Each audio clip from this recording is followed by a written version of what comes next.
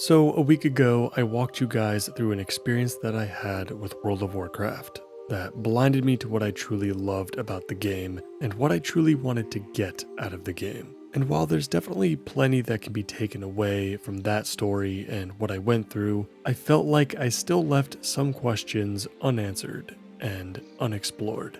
Because while many have experienced something similar, where they had an idea of what they wanted and it just didn't work out for them, there are many others out there that may have not even gotten that far. Many of you might not know what you want from something, whether that something is a goal, a video game, a hobby, or even something as complex as a relationship. I think sometimes we get lost, bored, or even anxious when we feel like we haven't been able to establish some sort of direction.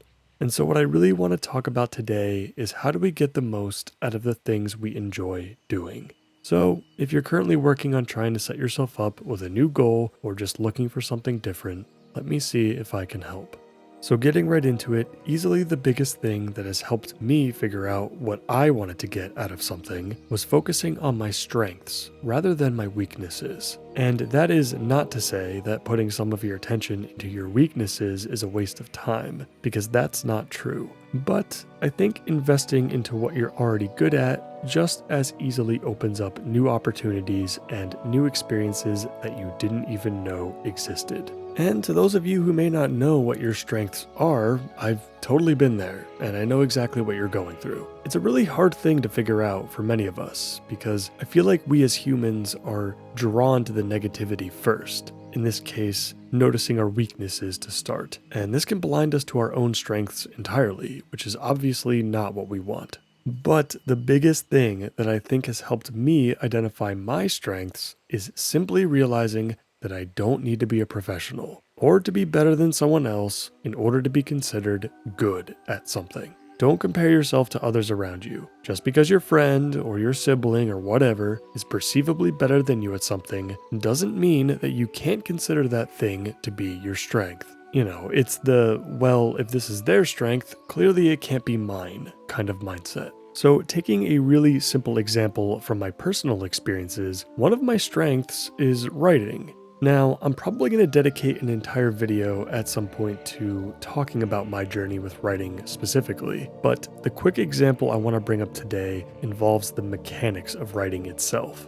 Because for the longest time, I always heard that writing by hand would be more beneficial to me than typing my thoughts and ideas out. And to a certain extent, I do believe that there is something to be gained by writing with a pen or a pencil that you might not get from a keyboard, which is why I was doing it in the first place. But the issue is, not only is my handwriting not great, but when my ADHD brain is firing on all cylinders, I need to get my ideas out quickly. And sometimes there are specific words, phrases, or sentences that come to mind that I just need to get into a document without shorthanding or abbreviating the thoughts that are pouring through. Even in the case of these videos, there are things that I'm thinking about while I type that I want to get across in a very specific way, and I don't want to lose the way that those ideas originally came to me, if that makes sense. For me, making the switch to typing out my ideas made a lot of sense, because while my handwriting is quite bad, my typing speed is pretty good, at a solid 90 to 100 words per minute. And one of the ways I blinded myself to this a little bit was comparing myself to my mom growing up, who used to be a transcriptionist for a doctor at our local hospital, and she typed at a blistering 150 words per minute. And no, I refused to tell her that TypeRacer existed, because I was not about to get beat down like that.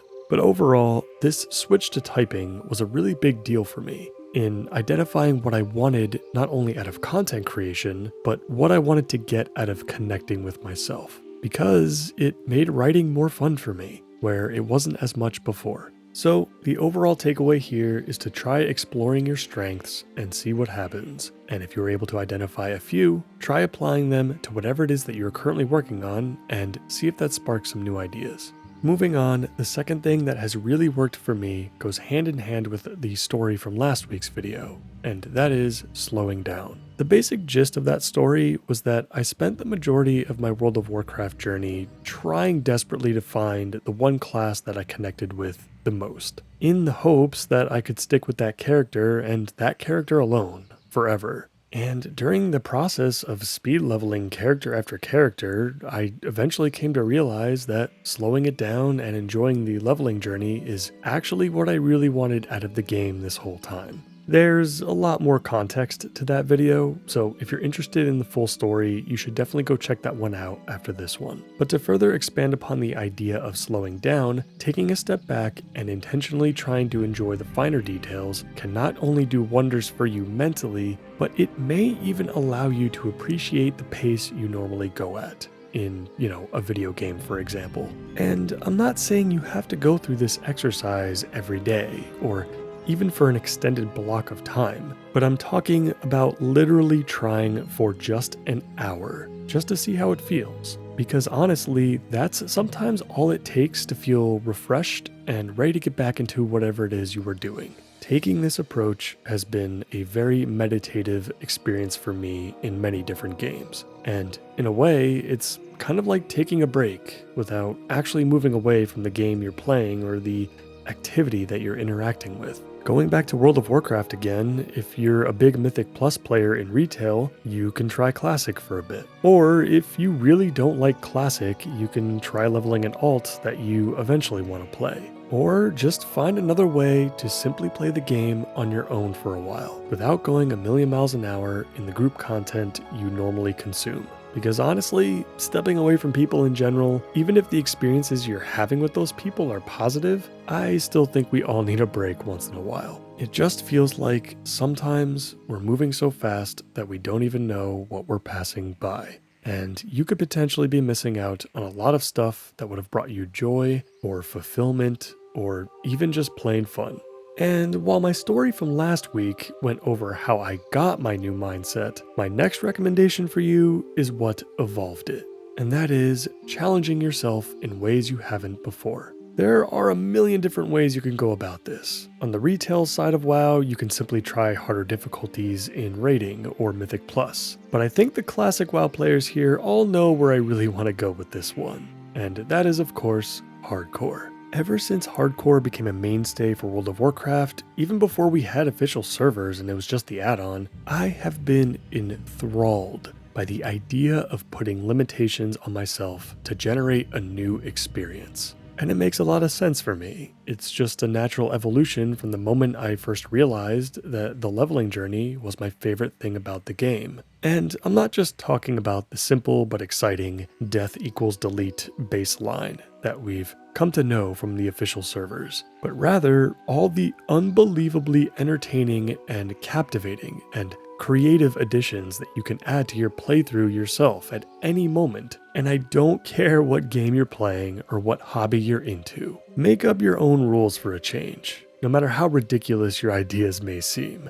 I've been incorporating this into my other channel for a while now. I have a series where I tried to play as a mage that can only utilize arcane spells. I had a naked hunter that wasn't even allowed to use weapons, so I had to navigate through the first 10 levels by punching things and using alchemy to stay alive. And even though both characters only lasted for so long before they inevitably died, I had so much fun trying to figure out how I was going to get by while it lasted. And listen, your goal doesn't even need to be to hit max level in the case of Hardcore, or finish the game you're playing or whatever. Maybe you're just going for level 10 or 20 in WoW with a friend with a ridiculous set of silly rules. Or if you're playing a game like Skyrim, maybe you're just looking to get to a specific location or complete a specific dungeon with a specific build or playstyle. Go out there and get those creative juices flowing and come up with something that works for you.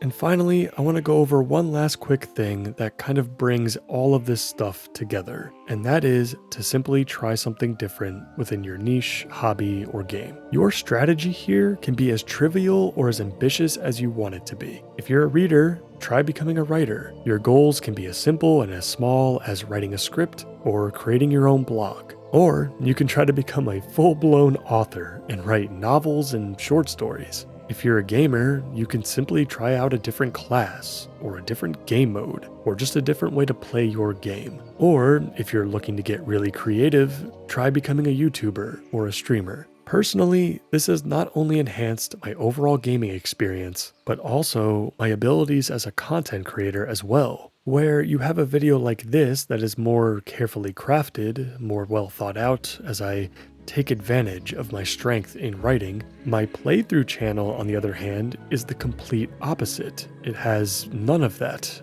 The experience I'm creating for the viewer is very different between the two, and it's helping me get even more out of YouTube than I already was. This is a very simple suggestion, but one that has near infinite possibilities. And with that, I think that is going to do it for me for today. I would love to hear some of your personal experiences and methods for getting the most out of what you love. So please, share your stories in the comments below. Stay safe, and I'll see you in the next one.